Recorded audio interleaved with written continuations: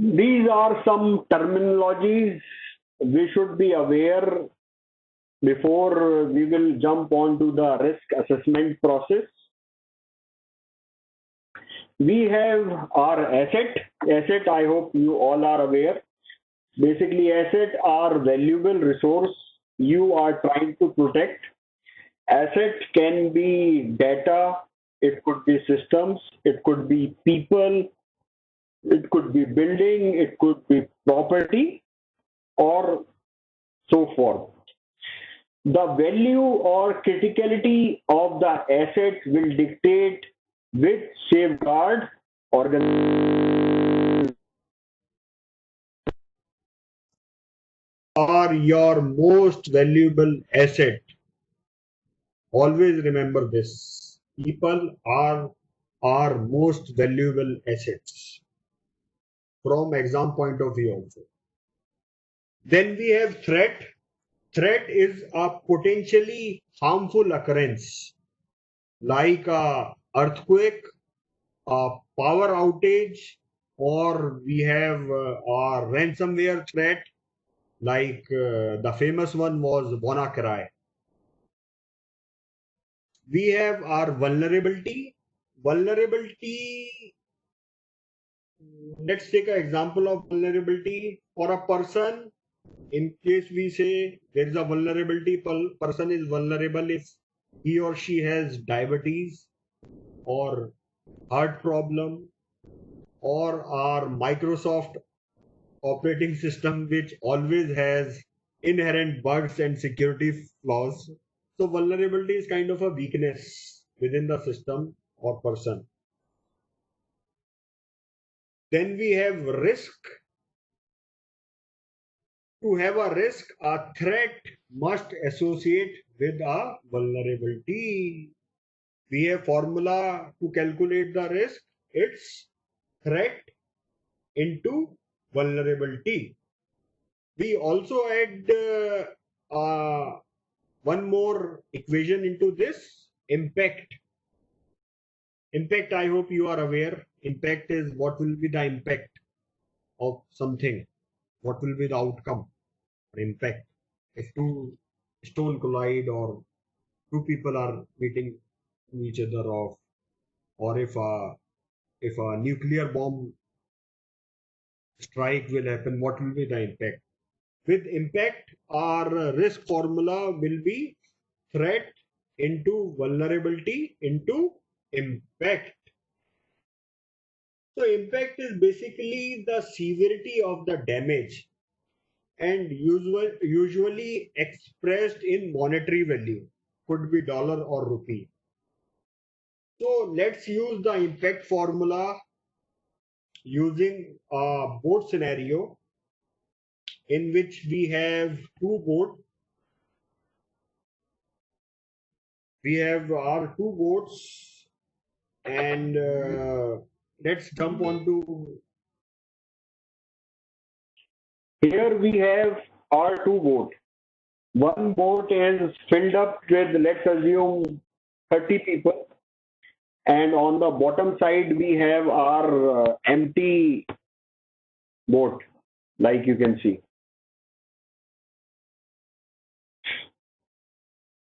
So what will be our risk in both scenario? So let's write what is the risk formula. Risk equals to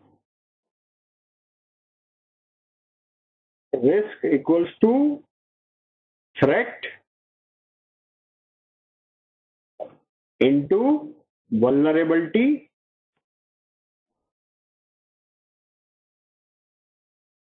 into impact.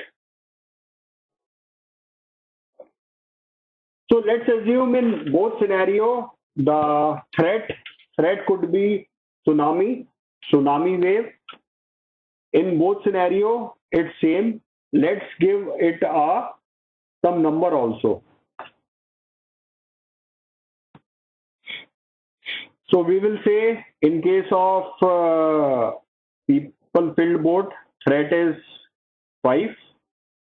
Similarly, for empty boat also, threat will remain same.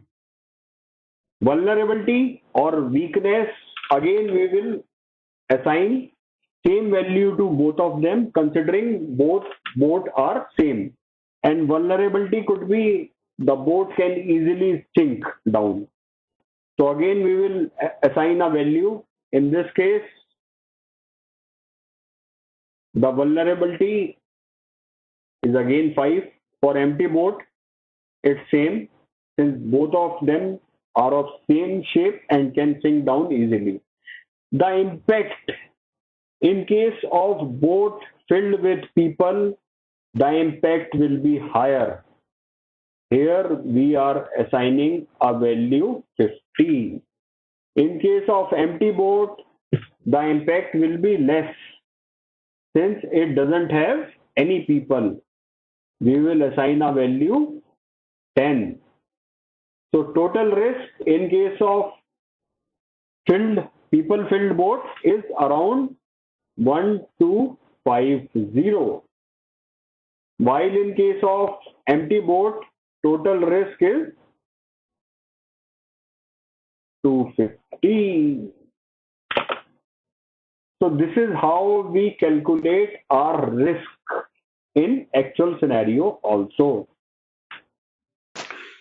So now discuss about quantitative risk analysis. In this methodology, firstly, again, we have to identify our asset. We have to associate, since we are talking about numbers and values in quantitative risk analysis.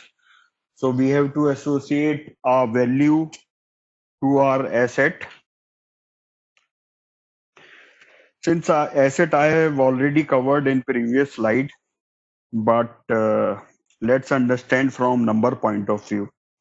So basically, how we assign a value to an asset. So let's take an example. We have a ERP server. Organization has a ERP server which they have hosted inside their organization only. So let's assume its hardware cost is 25 lakh. Hardware and software total cost is 25 lakh. And in case we have some kind of a attack on that server and its information is compromised, in that case, due to legal compliances, organization has to pay 15 lakh more.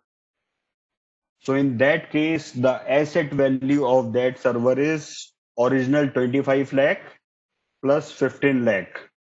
Total value will be 40 lakh. Then we have exposure factor. Basically, exposure factor we count basis of percentage of asset value lost.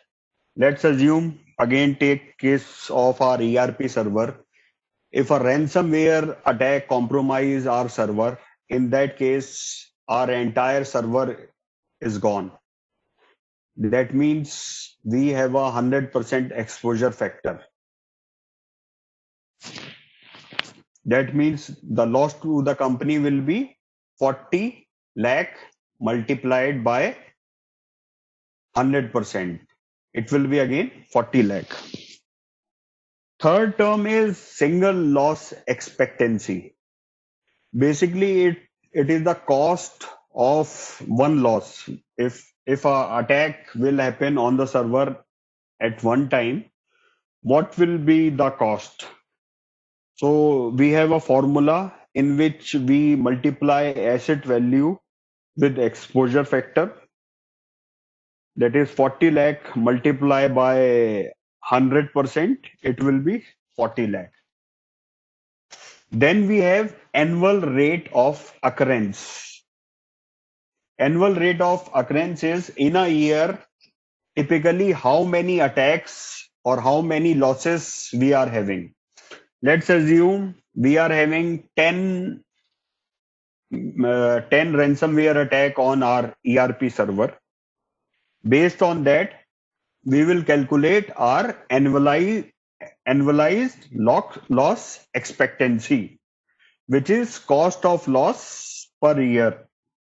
And formula for that is single loss expectancy into annual rate of occurrence. Our SLE was 40 lakh and our ARA was 10.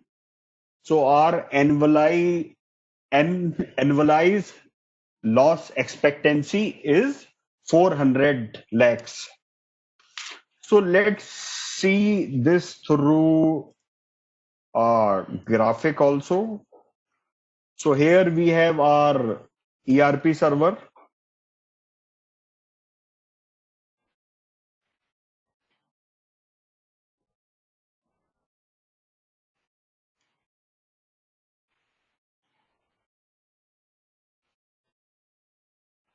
So we have our ERP server over here. Asset value we have calculated 40 lakh.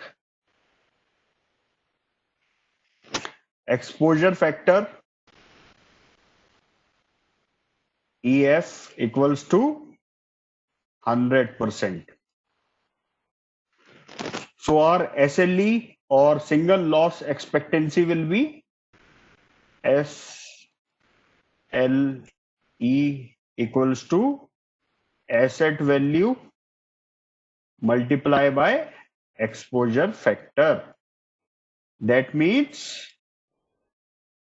40 multiply by 100. It will be 40 lakhs. Our annual rate of occurrence, our ARO equals to 10. In a year, we will have 10 attacks. So our annualized rate of occurrence equals to single loss expectancy, which is 40 lakh multiply by 10 equals to 400 lakhs. This is our ARE as per formula. So these formulas you will get definitely, and you need to aware how to calculate ARO, ALE or EF.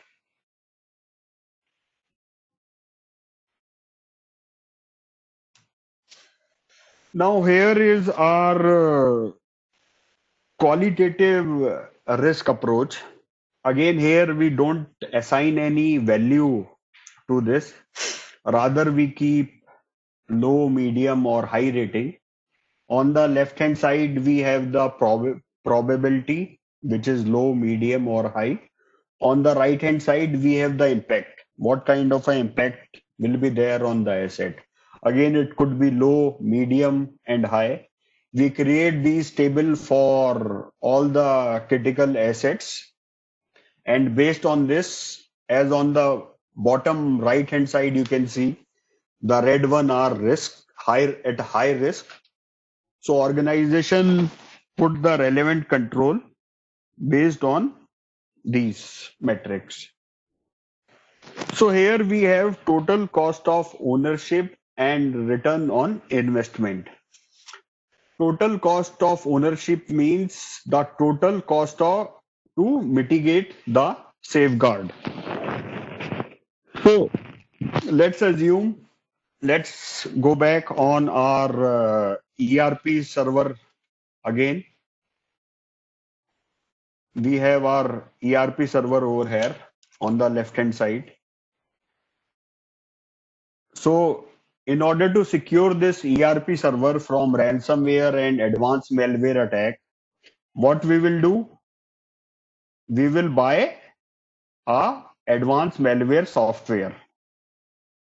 The cost for this software for 1 year subscription, let's assume, is 10 lakh.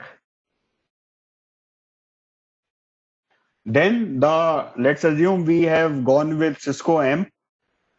The upfront cost is 10 lakh, plus Cisco is also charging 10% of this as an annual maintenance contract to provide software upgrade as well as technical support. So additional 1 lakh is there. Then we have a security engineer also, or security administrator, who is looking after security of this ERP server. The annual cost of this engineer is, let's assume, 10 lakh. So the TCO to mitigate the risk and to secure this server is 10 lakh plus 1 plus 10 equals to 21 lakh is the total cost of ownership. We have one more terminology which is return on investment. It's called ROI. Basically, what is ROI? ROI means the total saving which we will have after implementing the safeguard. Basically, the TCO should be less than annualized loss expectancy. In this case, our TCO is 21 lakh and our annualized loss expectancy was 400 lakh. So by spending 21 lakh rupee, we are saving 400 lakh. It is positive. Organization should deploy this countermeasure. In case our TCO is higher, means we are spending more money to secure an asset which has less money, it's called negative. In normal scenario, organization should not deploy such countermeasures.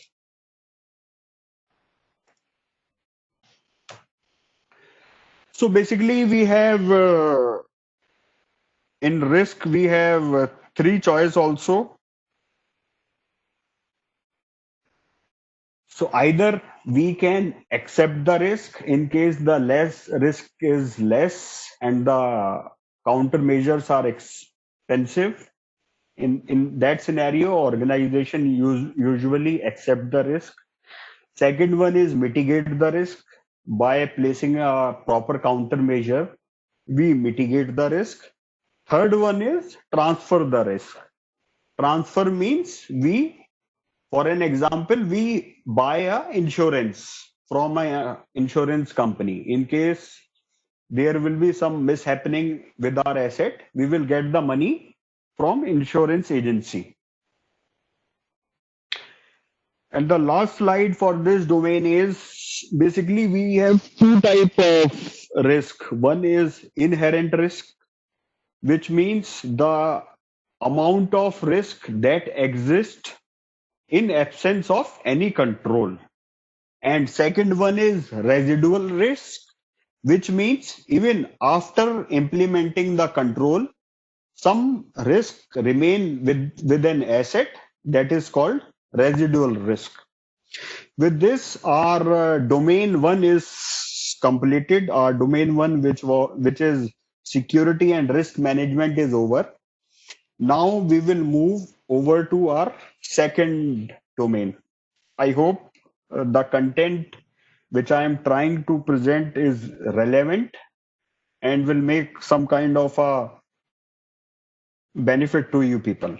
With this, thank you for watching.